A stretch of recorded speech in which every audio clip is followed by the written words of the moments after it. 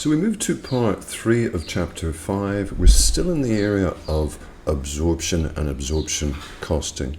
We've seen from parts 1 and 2, as mentioned, a lot of definitions. And we're now into the section that sort of looks at the split between sort of production cost centers and service cost centers. In fact, we're right in the middle of it. Now, it's a tricky little area, and we'll see that the OT questions that the MA examiner posts in this particular area can be a little bit complicated. So let's take care here. Let's look at where we were, which was the area of apportionment first and then reapportionment. Now, what do we mean by reapportionment? Well, what we mean is that we have these service departments, e.g. canteens, let's say maintenance, that don't directly produce goods, okay? Now, because of this, we have to reapportion the overheads incurred by these service departments. So if you imagine a large manufacturing entity, lots of production cost centers, they're easy enough to deal with it. They incur their own costs. But a number of service centers, cleaning, canteen, etc., and indeed their costs need to be reapportioned. Now, in terms of these sort of service departments, we know that their purpose, as mentioned in part 2, is really to provide a service to other production departments, or if you will, production cost centers and their employees. Typical examples, again, we've seen this previously, let's say canteen, maintenance, payroll, warehouse, etc. Could be a range of this. This list is not exhaustive at all, okay? So, in essence, when the service costs are shared between production cost centers, this is called service cost center cost reapportionment.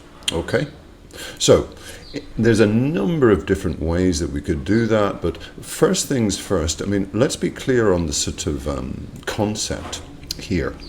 Really, in terms of the reapportionment, the apportionment calculations are very, very similar. There's no real difference in terms of how we apportion. It's just what we're reapportioning.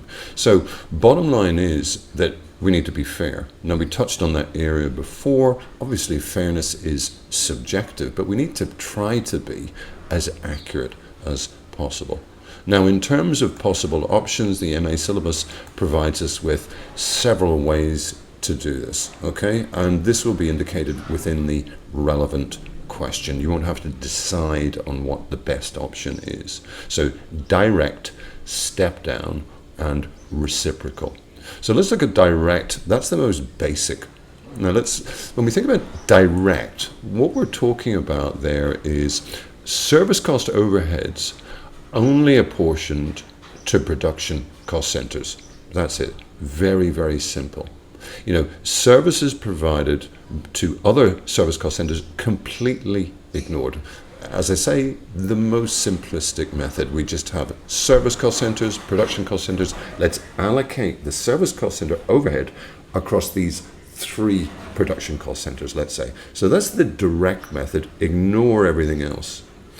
Secondary, a little bit more complicated, step-down reapportionment method, okay? Now, in this particular case, the costs of one service center, let's say CS1, are reapportioned to production cost centers and indeed, let's say, to other service centers, CS2, okay? Then, second stage, the costs of CS2 are then reapportioned to the production cost centers. So you can see stage 1 and then stage 2. What are we trying to do? Well, we're trying to make sure that really all overheads that we find within service cost centers, whether been reapportioned or reallocated, are allocated to production cost centers. Okay? Now, in terms of some exam advice here, a little bit tricky, quite a lot of information for you to take in. Okay, so let's slow down a little bit. So, in essence, when we think about the service cost center that does not provide services to other service cost centers, we would generally do that last because it's easiest, okay? If it's simply providing a service to other production centers. Okay?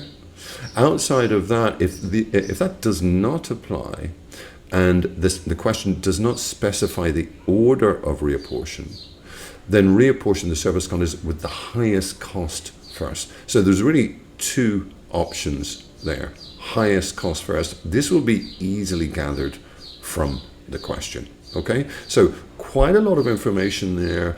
If you're struggling right just now, and if it's a little bit confusing, what you'll find is perhaps by going over the video again, and indeed, as I always say, by doing questions, the penny will drop. It'll get a little bit clearer. So don't worry at this stage. Okay. So that's part 3, again quite short, like part 2. Part 4 a little bit longer, but probably not as confusing or as complicated as this particular area, certainly in the main. Okay, I hope that made sense, and that your studies are going well. Thanks for listening.